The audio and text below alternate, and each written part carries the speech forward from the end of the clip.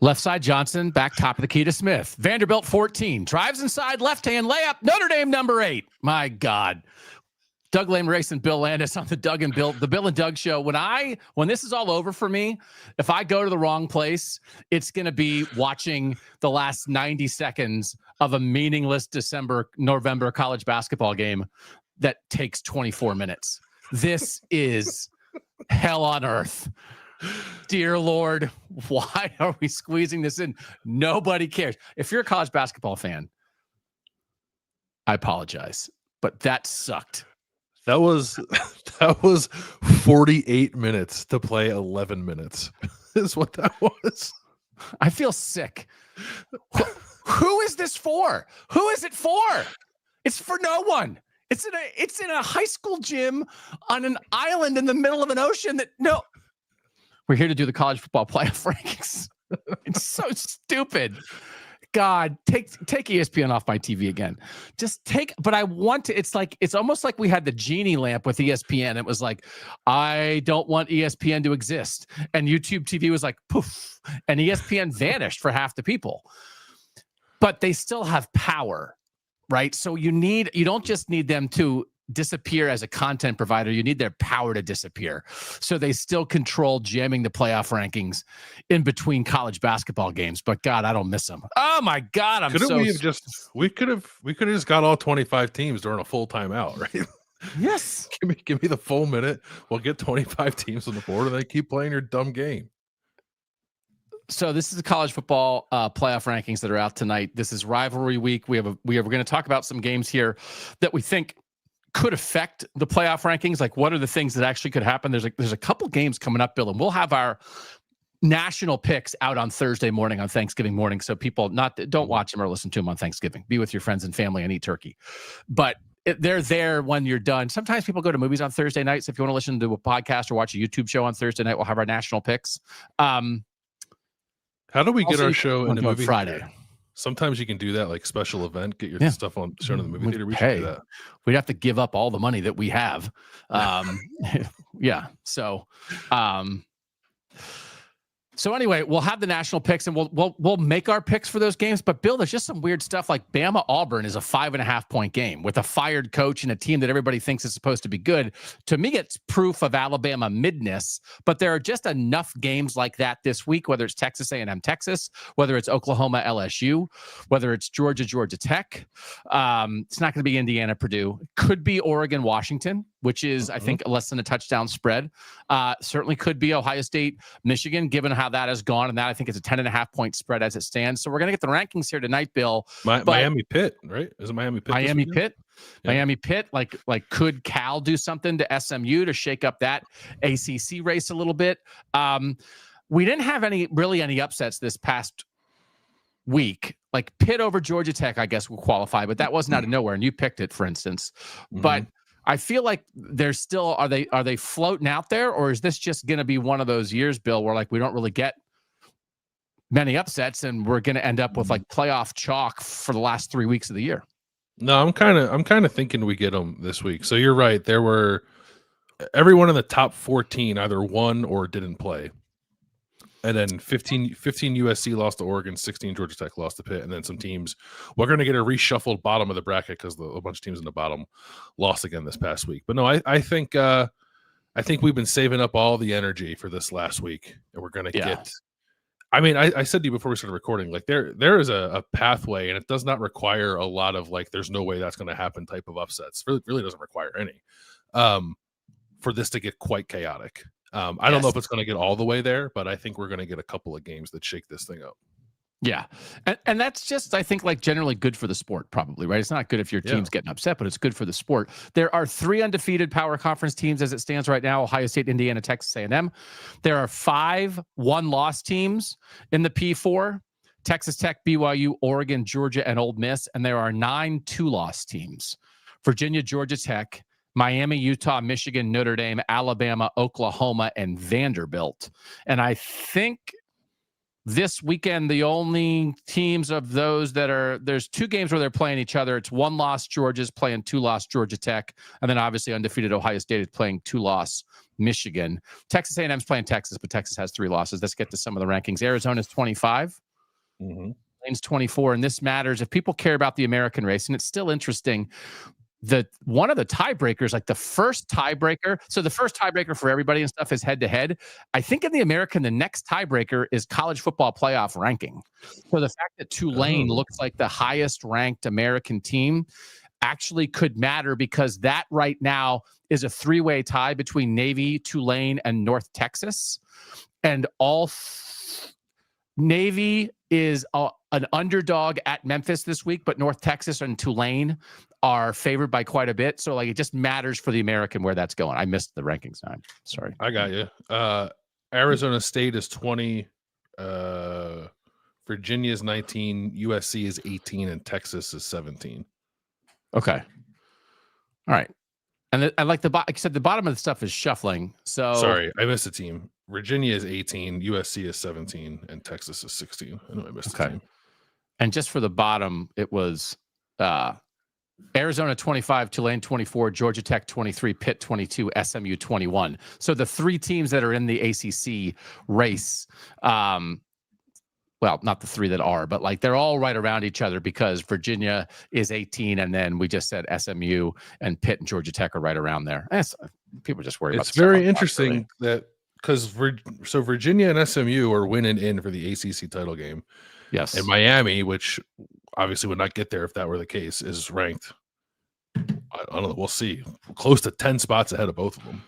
Yeah, I mean, it's just weird because Miami is not going to make the ACC championship game unless there's just absolute utter chaos. Because what we're looking at for the ACC championship game is, as you said, Virginia and SMU are in and win. Virginia is home and favored by 9.5 against Virginia Tech. SMU is at Cal and favored by 13.5.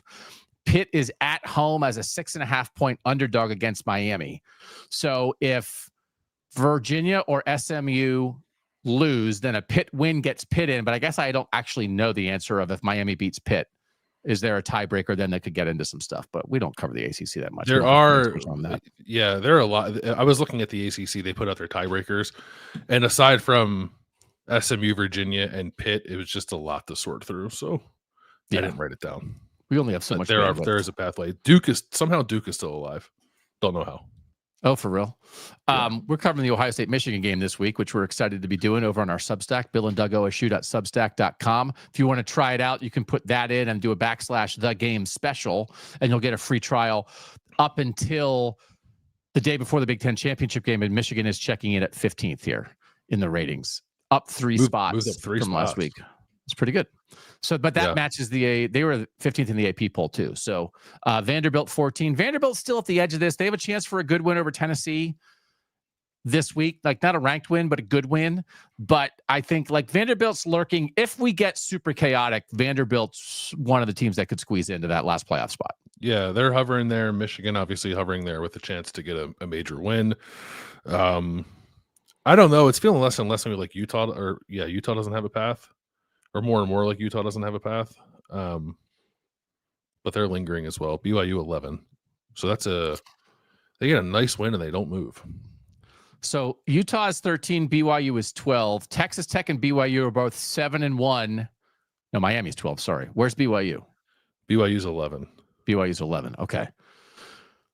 Texas Tech and BYU are both 7-1 in the Big 12. They are in if they win. BYU is home against Central Florida, favored by 17.5. Texas Tech is at West Virginia, favored by 23.5. So they are winning in. Utah's only path to get in the Big 12 championship game is to beat Kansas, have BYU and Arizona State both win, and have Texas Tech lose to West Virginia. So if Texas Tech doesn't lose to West Virginia, which would be one of the biggest upsets of the season, Utah doesn't have a shot at it of getting into the conference championship game. And they did have a miracle comeback last week. So they're one spot. Like this is the Miami, Utah, Vanderbilt group is the waiting for chaos group, right? Because like BYU would be in control of its own destiny. If BYU wins out, they're in the playoff. Miami, Utah, and Vanderbilt are probably not going to be in conference championship games, but are going to sit there potentially at 10-2 and hope, could we get in as an at-large team at 10-2, and they're going to need something like Bama losing to Auburn to get to 9-3, Oklahoma losing to LSU for a third loss to create an opportunity for at-large spots for Miami, Utah, or Vanderbilt. But Bill, if we're saying we're anticipating some chaos, these are the teams that are going to be the beneficiary of it.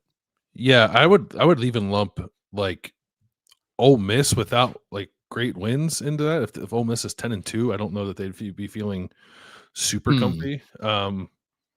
Plus their whole thing going on with Lane Kiffin too. Like, is not having your head coach a reason to leave a team out of the playoff? They don't put you in if your quarterback's hurt. Do they put you in if your coach isn't working?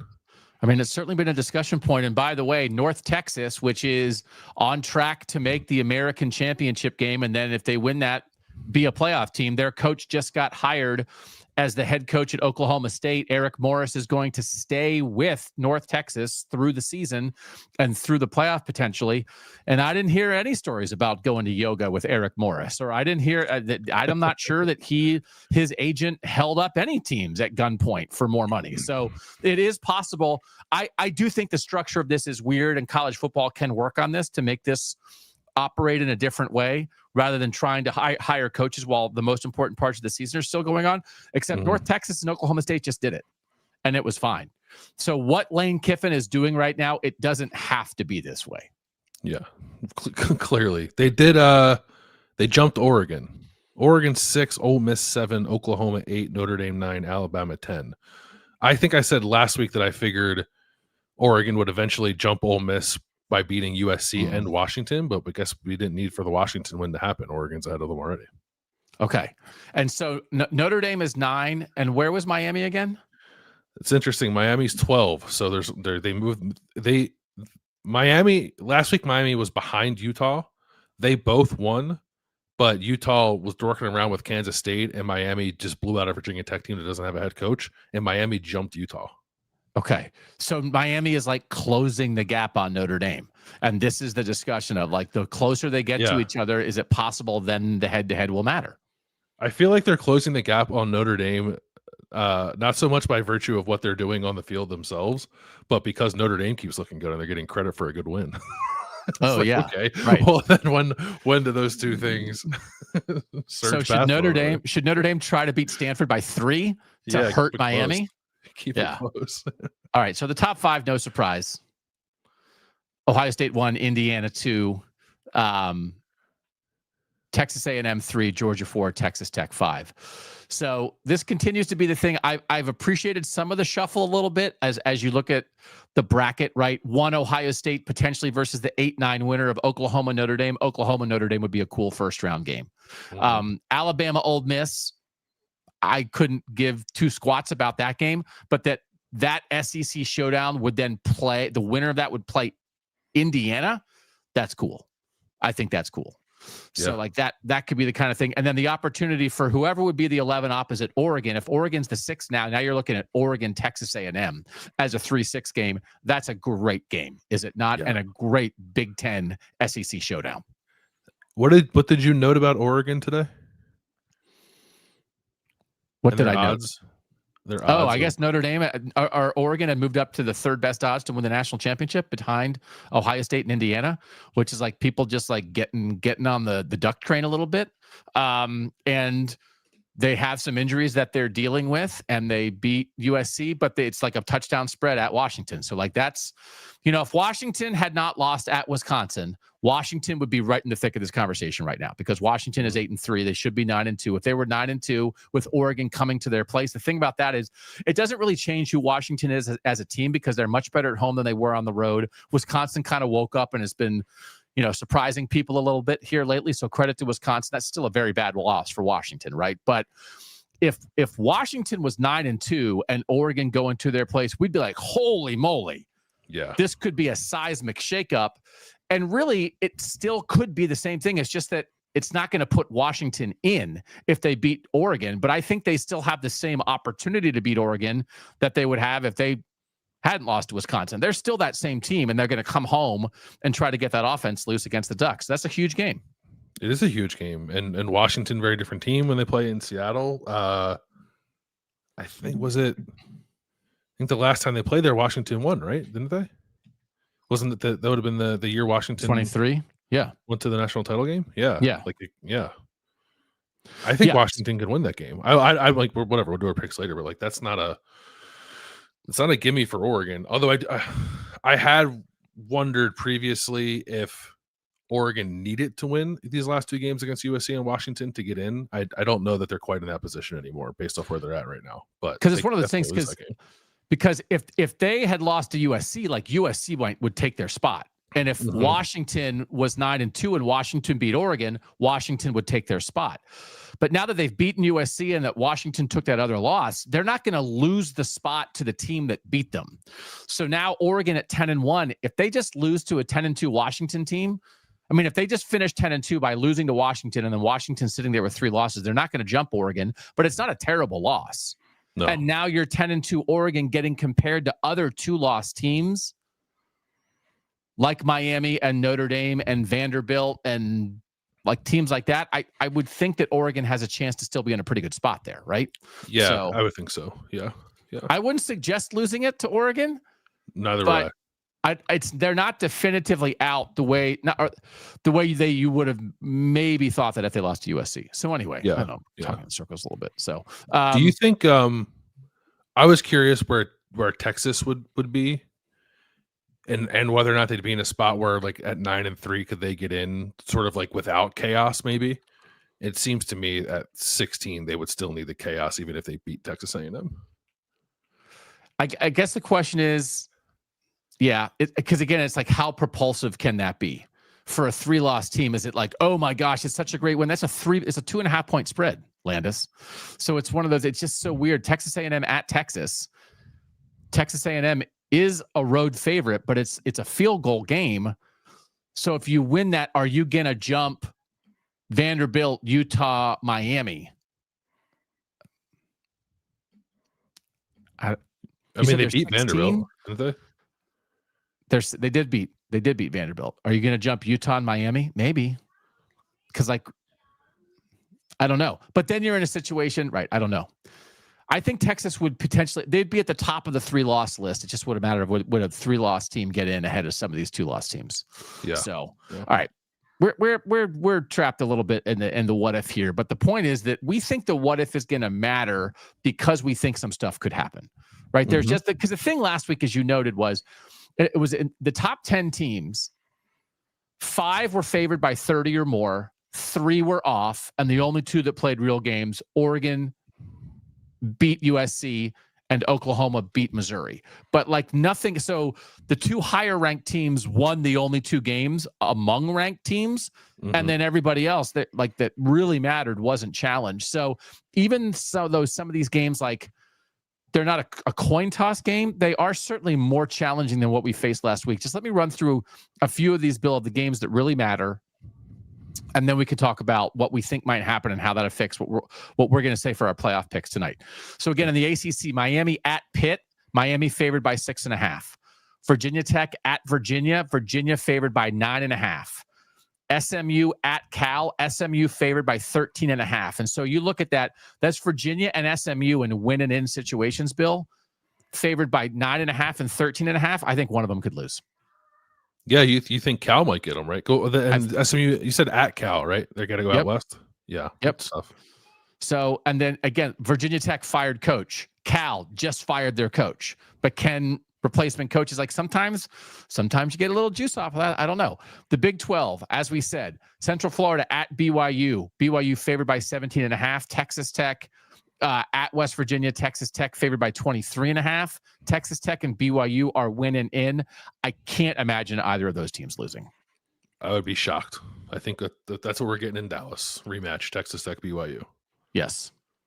Big 10, Ohio State at Michigan. Ohio State favored by 10.5. Oregon at Washington. Oregon favored by 6.5. Indiana at Purdue.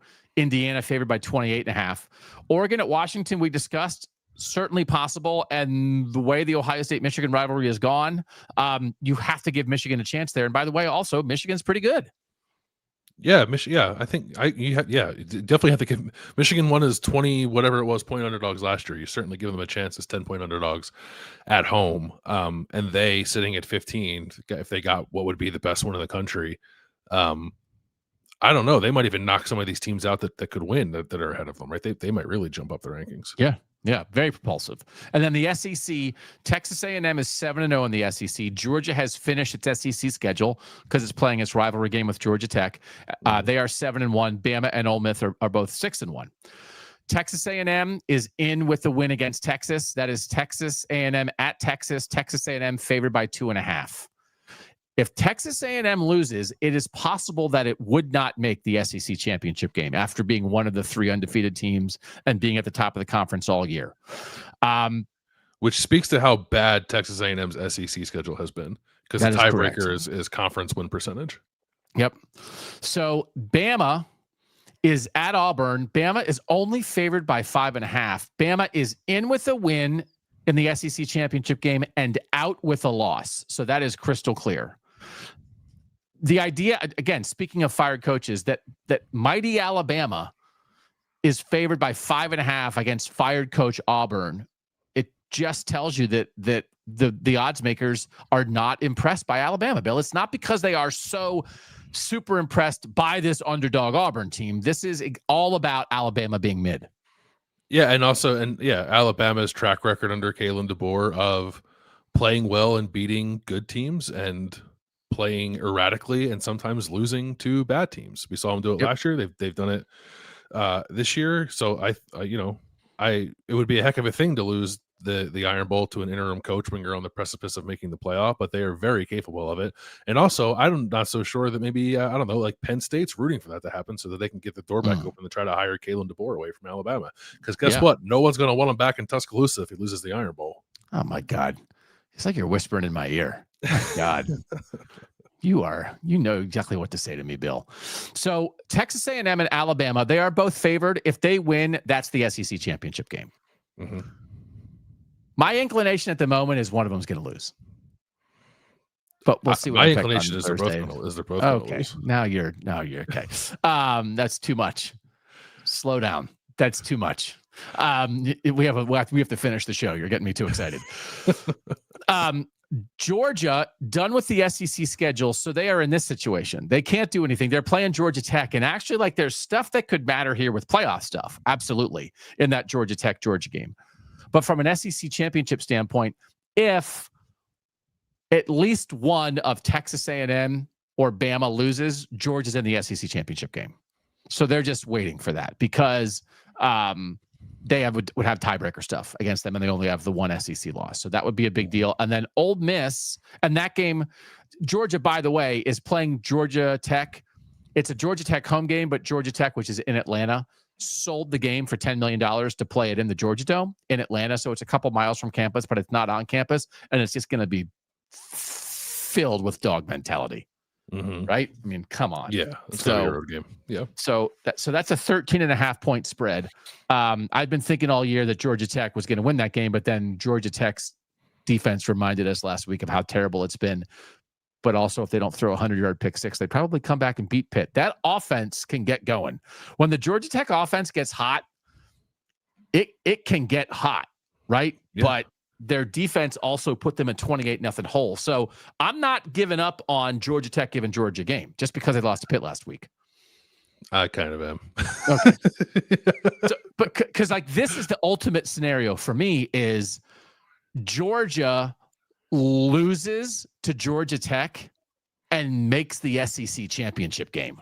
Mm-hmm. And so now you have 2 lost Georgia going to the SEC championship game. And then what if they lose in the SEC championship game and now they're 3 lost Georgia and now you're creating SEC chaos. So that's my ultimate. That's my the best case scenario is Bama and Georgia both lose this weekend, and then we get a Texas A&M Georgia SEC championship game where Texas A&M blows the doors off Georgia. So now Georgia has 3 losses, Bama has 3 losses, and then Greg Sankey can just be crying in his turkey, right? So this is what this is. It's the turkey leftovers. He'd be crying in them. So this is the scenario that like gets me fired up. And then Ole Miss, Mississippi at Mississippi State in the Egg Bowl. Ole Miss is only favored by 7.5. If Bama and Texas A&M lose, so Georgia is in the SEC championship game if either Texas A&M or Bama lose. If both Texas A&M and Bama lose and Ole Miss beats Mississippi State, the SEC championship game is Georgia-Ole Miss. Mm-hmm. So that's the scenario we're talking about. So, but like with those 4 SEC games, Bill, they're favored by 2.5, 5.5, 13.5, and 7.5. I think something's going to happen in there. I picked a lot of something to happen in there. That's why my predicted rankings got a little wild this week. Yeah. Okay. All right. Yeah. All right. So let's get to our predicted rankings because people have lives and they want to get onto their lives. We have a lot of Ohio State, Michigan coverage coming this week. We still are doing this national stuff. We would invite you to join us for any and all of it here or on the Substack. And by the way, go see our friends at rowback.com. Maybe you leave some hints at the Thanksgiving table. It's like, hey, you like quarter zips or do you like hoodies? I can't remember. I'm doing a quarter zip and hoodie survey of the Thanksgiving table just out of curiosity. And you're large? Are you large? Is that right? And now here you are, you're prepping the Christmas shopping and nobody is on to you. And then you sneak away from the Thanksgiving table right between the main course and then before they bring out the pies, because before the pies come out, everyone's got to take a break. You undo the belt buckle, you sit back and you say, excuse me, I have to go to the restroom. But then when you go, what you actually do is you go to rowback.com. You actually can do both. Go sit on the John. This is an official commercial approved by the Rowback people. Sit on the John at Thanksgiving dinner and order Christmas presents at rowback.com. Go to the game day collection. You have the data from your friends and family, hoodie, quarter zip, polo, right? You go to your favorite team. You use this code BAD20, BAD20. You order it. Your Christmas shopping is done. You finish your business. You zip up. You flush. You go back. You eat pie. Boom. What a holiday. That's quite the picture you painted there. Yeah. I'm going to get a call. They're going to disassociate, I think. I'm going to get a call about this. All right, let's do our actual playoff predicted rankings. We've been doing this all year. I'll be very curious at the end of the year, Bill, when we get the real playoff rankings to go back and see which week were we the closest. And I'm pretty sure it's going to be like we were kind of on it in week 3, and then we got dumber over the next 2 months of the season. Very possible. I am highly anticipating that. Why don't we start with you? What are your playoff actual predictions of what the playoff field's going to be? Okay, so I will set the table by telling you that here is what I'm predicting to happen this week. Georgia beats Georgia Tech. Alabama loses the Iron Bowl. Texas A&M loses to Texas, and Ole Miss loses the Egg Bowl. So those are all, yeah. So then that's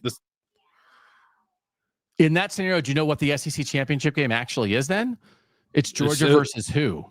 A&M still. Oh, it is. Okay, so yeah. A&M loses, but still gets in because everybody else that matters also loses. Lost. Yeah. Oh, but we're also getting Alabama and Ole Miss out of here. So here are my predicted rankings. Okay. Number 1, Ohio State, Big Ten champ. Number 2, Georgia, SEC champ. Number 3, Indiana, Big Ten runner-up. Okay. Number 4, A&M, SEC runner-up. 5, Texas Tech, Big 12 champ. Okay. 6, Oregon. Yep. So I have Oklahoma 7. Now in this scenario, Oklahoma and Ole Miss would end up with the same record, and Ole Miss has a head-to-head. But I don't think it'll matter because Oklahoma has other better wins, which is like a weird thing, but that's sort of how the committee does stuff. They've already shown that. Yep. Yeah. I have Notre Dame at 8, so this bumps Notre Dame up to getting a home game. Nice. Number 9, BYU. Oh, wow. As the Big 12 runner-up. Number 10, Miami. Yep. Number 11, Virginia. Okay. Number 12, North Texas. Okay. Okay. I do like that a lot, and I appreciate the thought that you put into it. I'm still on the fence with some of mine, but our top is very similar. I'm going to say number 1, Ohio State. Number 2, Texas A&M, who I think will beat Texas and actually finish the season undefeated as the SEC champ. And I believe Ohio State will do the same. Indiana 3, just like you. I have Texas Tech 4. Mm-hmm. I have Oregon 5, like propulsive Oregon with a single loss to just Indiana and really handling business. I have Georgia 6, which is Bama loses. They get in the SEC championship game. And I guess I'm saying they don't lose to Georgia Tech anymore, but I I also don't want to give up on that, so I don't know. So you dumped Ole Miss out entirely? All the way out, because it's like Love it's it. Ole Miss against Oklahoma, Notre Dame, BYU with 11 wins and a second loss in this conference title game, and it just really feels to me like they want to put Miami in because they have to put Notre Dame in. So I think they would put Miami in ahead of Ole Miss. Okay. Man, that BYU is beautiful. That's a beautiful spot in there. Okay, so Oregon 5, Georgia 6, Ole Miss 7 for me, Oklahoma 8, Notre Dame 9, Miami 10. So I'm still giving the SEC too many teams, but I wasn't as brave as you. Mm-hmm. Pitt 11. Okay, that's your ACC champ. That's my ACC champ, which is SMU gets upset by Cal. Pitt. No, this is bad by me. That's a bad vote. I'm going to have to change this because I can't have Miami and Pitt in because Pitt would have to beat Miami to make the ACC title game. And then that would knock Miami out. So I'm going to knock Miami out and give that spot to BYU. Sorry, Miami. So I'm going to have Miami lose to Pitt. So that's BYU 10, Pitt 11, and then I have Tulane 12. So this is Tulane anticipating I think we're going to get a Tulane North Texas American Championship game.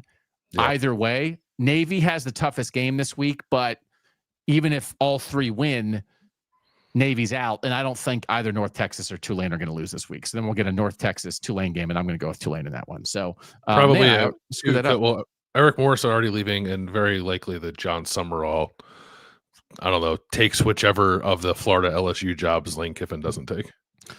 No, that actually probably is right. So like again, but I'm very curious, like how fired coaches react, teams with fired coaches, how they react, how teams whose coaches might be leaving for bigger jobs, how they react. All this really matters. But the bottom line here is that we're trying to project stuff. What we're really projecting is some chaos because we could have just gone chalk. Basically, you're going to get what you just saw on the ESPN show, and that's not what we're saying. No, that's not what we're saying. It's not fun to predict. So like I'll steer into the direction of possibly being wrong for the sake of having some fun. You, by the way, have created some tremendous first round matchups with your projection. Oh, for real? Did I? You have Pitt going to Georgia, like Nard Dog going up against the Dogs. Actually, no, I guess I do. Let's do that. Oh, come on. I'm going to that game. Okay. You have BYU at Ole Miss. Let's go. Culture clash there. Take that. Let's go. Yeah. Culture clash. Classic Notre Dame, Oklahoma. Okay. Let's give the people what they want. Let's give the people what they want. It's hard to get a handle on how all this stuff is going to shake down. The main thing is if you're a fan of that group that's waiting for chaos, we both think you're going to get it. And then like how it exactly shakes out, we're not sure. I did a bad job on this show. I'm all over the place. I'm thrown off by having to watch that much meaningless college basketball. It's like I had a worm in my brain. It's like I had a tapeworm. That watching Seton Hall USC is the equivalent of having a tapeworm in your brain. No offense to Seton Hall USC, but nobody cares. No offense to college basketball fans everywhere. But I'm just saying, for the most part, the people who would consume what they're consuming right now, nobody cares. So thank you for delaying the thing that we all wanted to talk about. And then it just threw me off. And I just said a bunch of stuff that didn't make sense. And then I just wanted to get Nardog to Athens. Sorry. Yeah. We got to finish the show so we can go watch Washington State play Arizona State. Oh, okay. Nardog marching to the sea. We have a bunch of stuff coming this week on our Substack. We're gonna do a big game breakdown that will be here on the YouTube and podcast feeds for Ohio State, Michigan. So look for that on Wednesday. We're gonna do a show with our Substack subscribers talking about the Ohio State, Michigan game. That'll be subscribers only. You can find that. We'll have our national picks on Thursday morning, and I might drop something extra on Friday. Then we'll do a post game show pretty immediately after Ohio State, Michigan on Saturday. Sorry, we were off. You know, like they have they have awards for the best podcasts and stuff. No, I'm not submitting this episode. Yeah, it's fine. It was fun. It was great. Yeah. Best podcast that had to overcome the hellaciousness of a basketball game that nobody cared about. The nominees are Thanks to you guys for being here. We'll do better next time because we won't have to have our whole livelihood hinge on whether this freaking basketball game's going to overtime.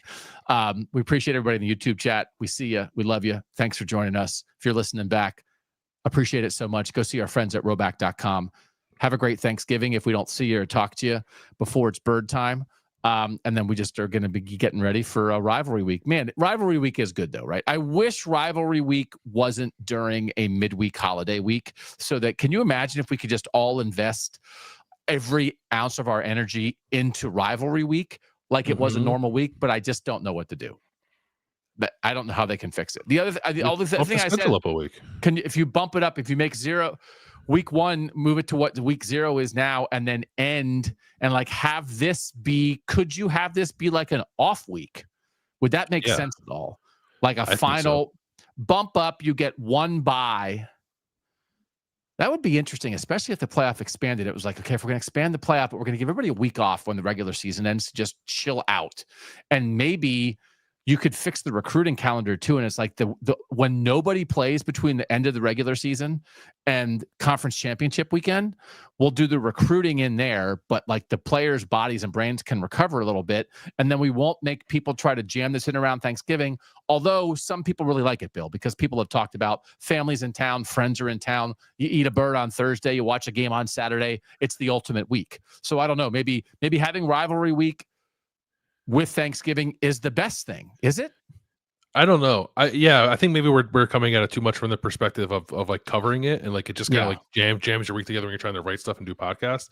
But like Friday's schedule's pretty sweet. So like I don't know. It really is. It really Having is. Thanksgiving and just sitting on your couch while you're still in your tryptophan a coma, watching all those games. Yeah, I can be into that. Yeah. Maybe that's true. Okay. We'll figure it out another time. For now, thanks you guys for joining us. He's Bill. I'm Doug. And that was the Bill and Doug Show.